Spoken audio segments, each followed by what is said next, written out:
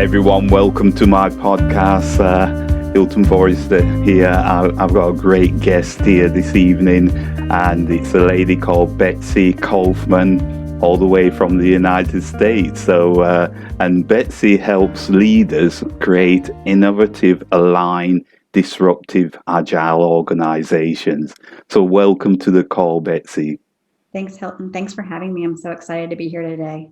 Okay, great. My first question to you is this, because it's on your description. It says Betsy helps leaders create innovative, aligned, disruptive, agile organizations. Could you Yes. expand on that first of all? Yes, absolutely. So, I actually started my organization about 7 years ago, Cross Impact Coaching, and I found that I needed to spend time with leadership teams, really helping them, one, to get aligned, but also to learn and focus on disrupting where their organization is heading. I mean, we're in a completely different world, right? This past year has really challenged us, Yeah. and there are all kinds of uh, competitors that are coming at us out of nowhere. I know, especially where I live down in Charlotte, North Carolina, where there's a huge fintech space. And so if these big companies don't start to get creative and figure out how to disrupt the market, somebody else will. So that's part of my focus, is making sure that organizations are using agile techniques and they're using agility in order to start to disrupt where their marketplace is and where they're trying to take their organization. Beautiful. Okay. And on your description, you've done a TED talk. That really is an exciting space. Could you expand how that came to be? Absolutely. Yeah. So I recorded a TED Talk last August or September in the middle of the pandemic. But I was actually part of the Project Management Institute. I do a lot of volunteer work for them, and they partnered with TED, and they offered this opportunity out to all the Project Management Institute members. And so I went ahead and I threw my hat in the ring. It was actually a part of my vision board. I did a vision board about a year ago, and I had the TED logo up on it. And so I said, well, you know what? I'm going to submit a couple ideas. Yeah. And at the last minute, I submitted one that was a theme that comes out a lot with my coaching work. And it's about having honest conversations at work. And we spend a lot of times talking about, like, why are we afraid to actually have those honest conversations, to say what's really going on in the room, as opposed to like texting a friend, or, when the meeting's over, we go running to a colleague. And so I threw Okay. that topic into the ring, and it got picked out of thousands of submissions. And it was just such a fantastic opportunity to work with the TED team, as well as to be able to share my message. So it's called Kickstarting. Honest Conversations at Work. It gives everybody 4 tips on how to do it. And it was just a super fun engagement. I was actually just looking, I'm almost at 1 million views. So I'm about Wow. just a few thousand short to 1 million views, but it's been fantastic. And I've received such great feedback. People are like, I can so relate. It was really helpful. Thank you so much. So, like, just the smallest idea was like, all right, I'll throw it out there and see what happens in the universe. Wow, So that's incredible. TED Talks are, I think that's very nerve-wracking, and I admire you for that because thank you. it's such a great achievement. Thank you. As but yourself, you're a coach and you do leadership organizations and things like that. What do you Yeah. see is one of the things what people need nowadays going forward, especially after the pandemic, there'll be a lot of businesses looking for Right. leaders and people to achieve the next level. Yeah. So, I think as we move forward, it's having leaders that are creative and flexible, right? Because now that we've gotten this, we're all working from home, whether we like it or not. I really do think that organizations are going to struggle trying to get everybody to come back to work Okay. whenever that does happen in whatever, country or city that you live in. Yeah. And so we're really I think we need leaders who are flexible and creative and can work with individuals on being able to meet their work-life balance needs, right? So we've got kids at home. Maybe some folks can't work a 9 to 5 schedule. Maybe some folks want to, work half days. So how do we start to bring some of that creativity into the workforce to be able to Yeah. support everyone.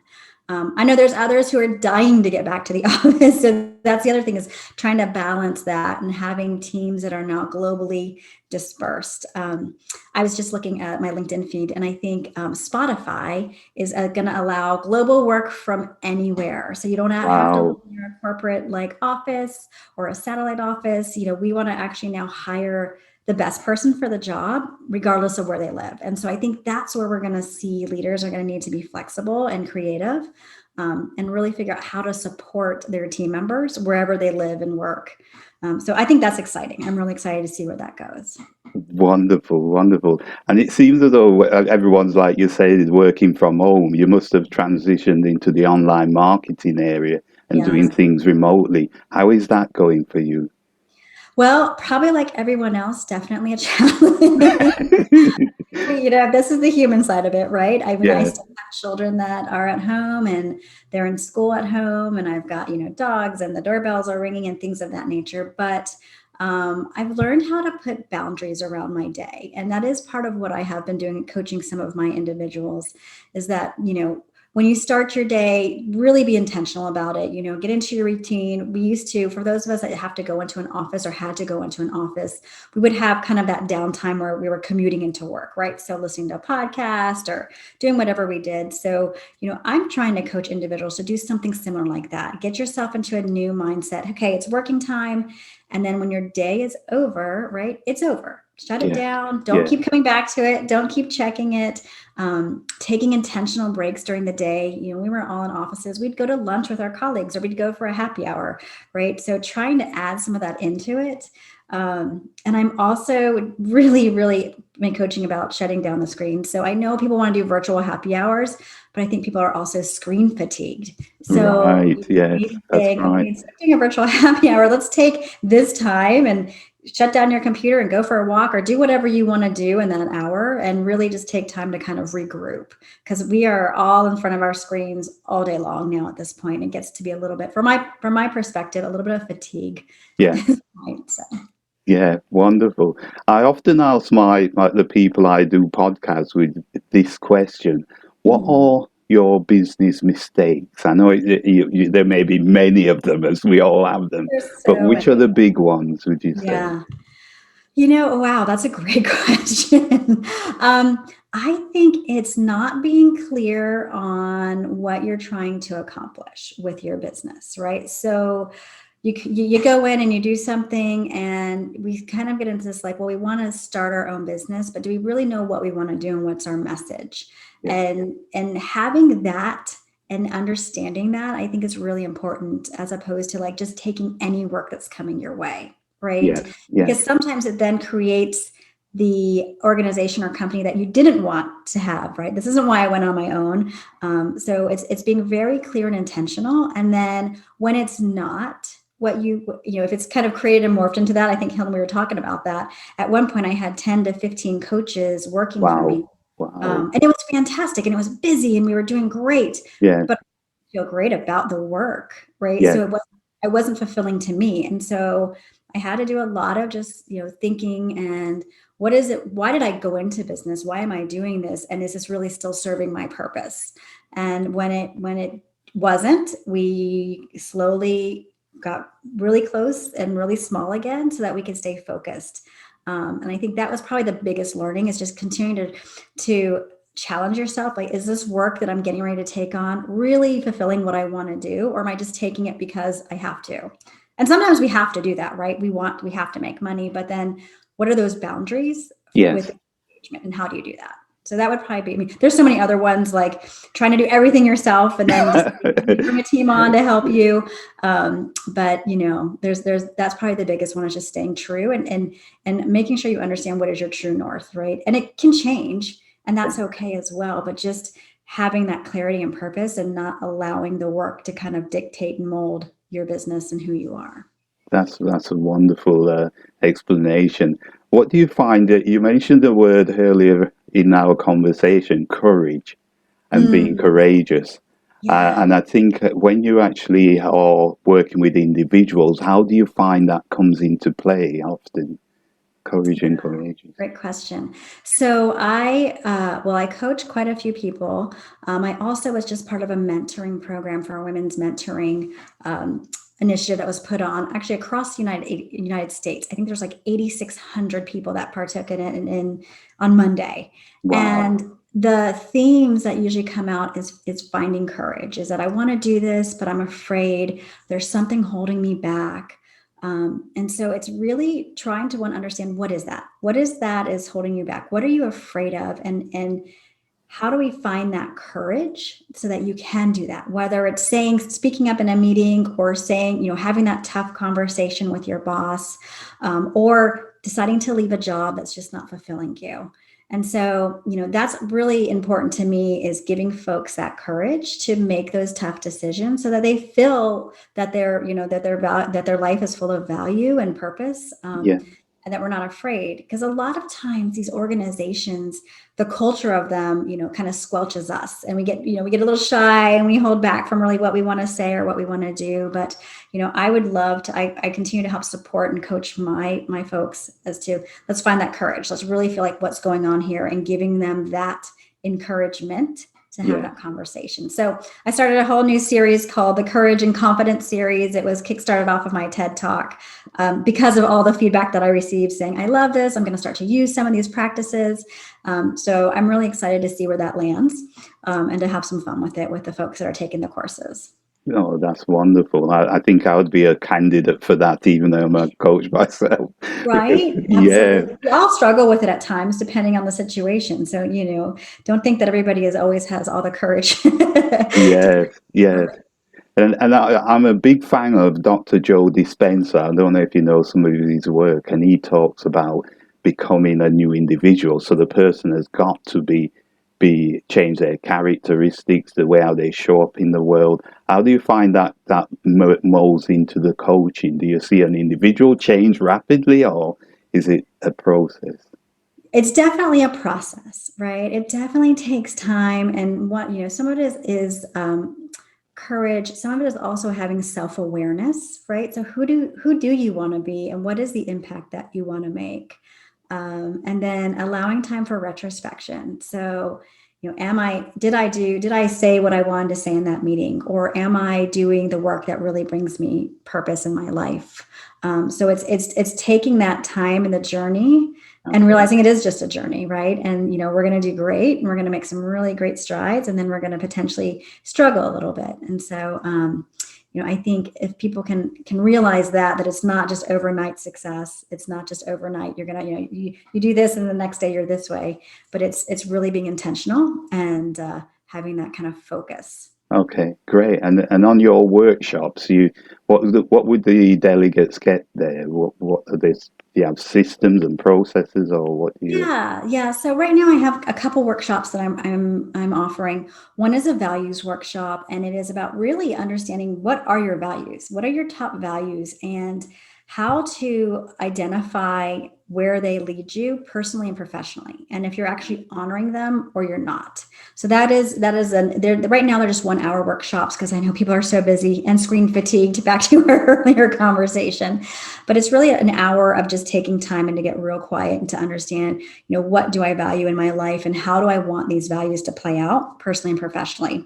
Yeah. And then the other one is off of the TED Talk, where we go through the 4 tips of confidence, intent, delivery, and seeking a solution, and really helping individuals to frame up a conversation that they want to have, or that they wish they had, and take through the steps of that talk.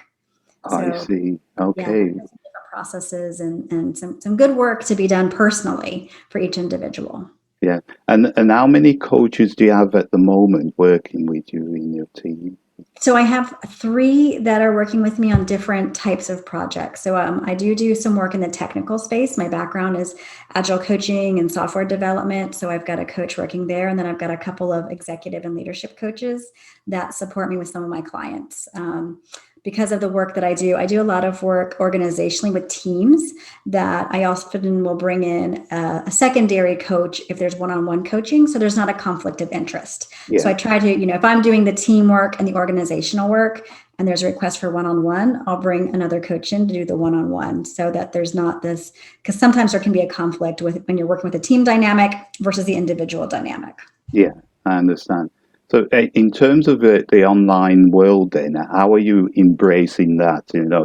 There's so many of them. There's the LinkedIn, there's the Facebook, there's the Instagram. How are you finding that, Betsy? Yeah, it's definitely it's overwhelming and exciting at the same Yes, time.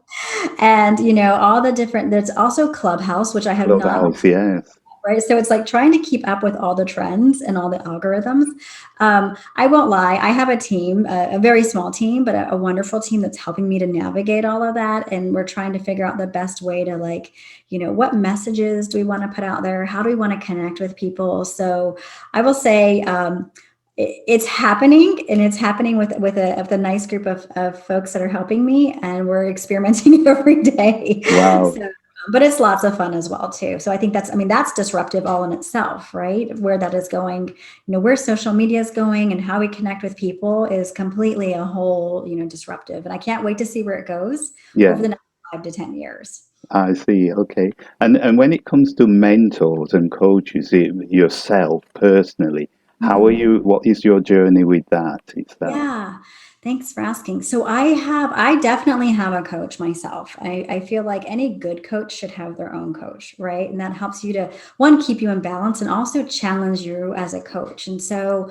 I did work with the coactive space. And in that program, I actually had a phenomenal coach who really helped to guide me and help me with clarity and vision about my business and what I want to do. And then I've had business coaches that have helped me with just how to shape and mold my business.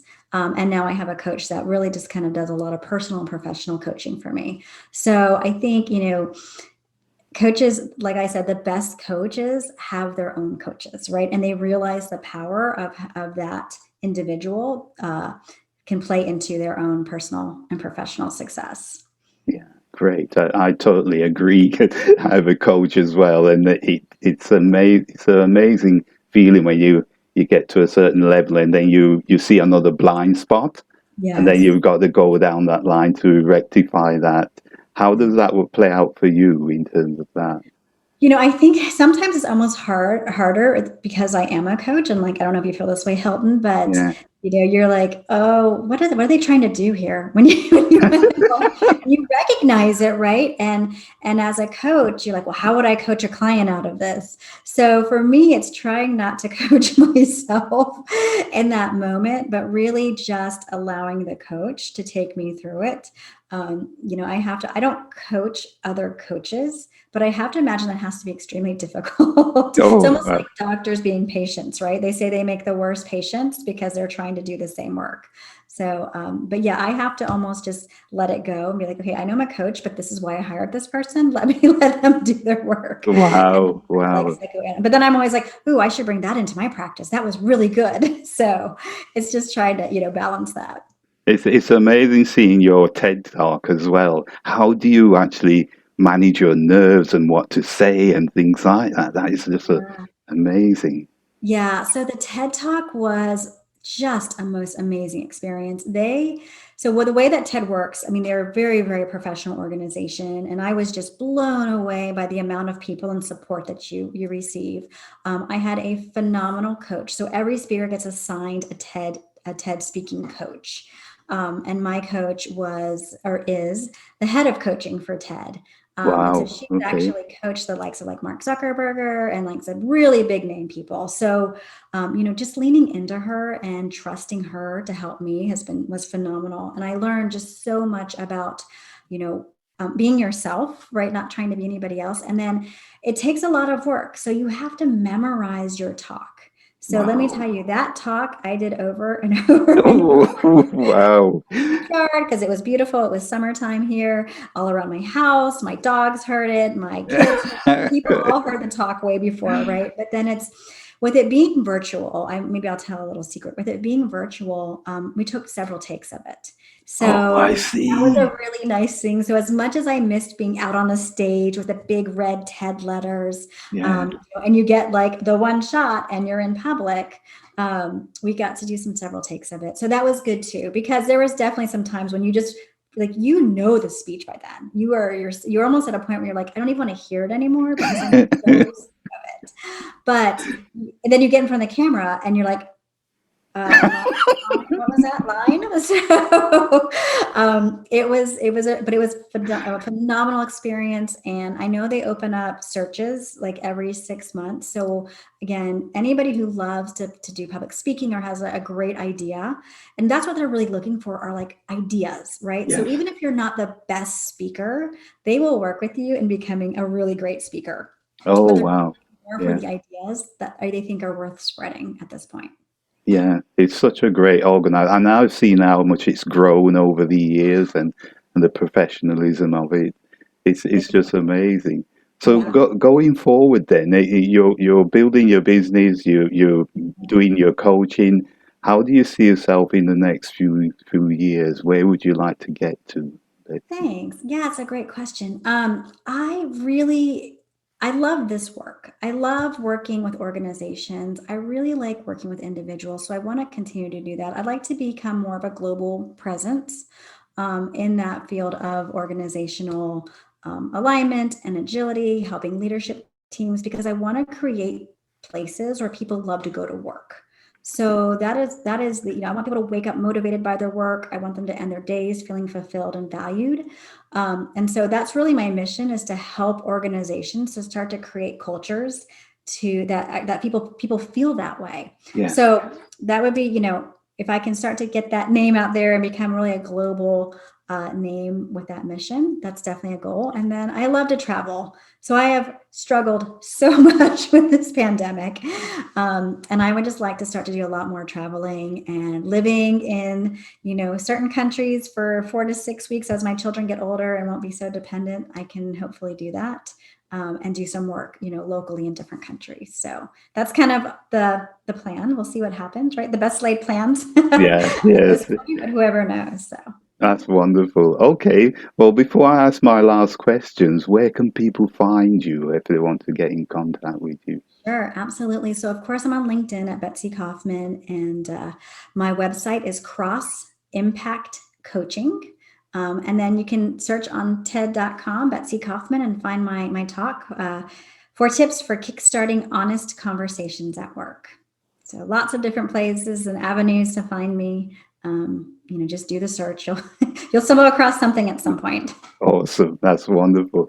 Okay, Betsy, my last question. What impact would you want to leave on the world? Oh, that's such a good And I one. guess why?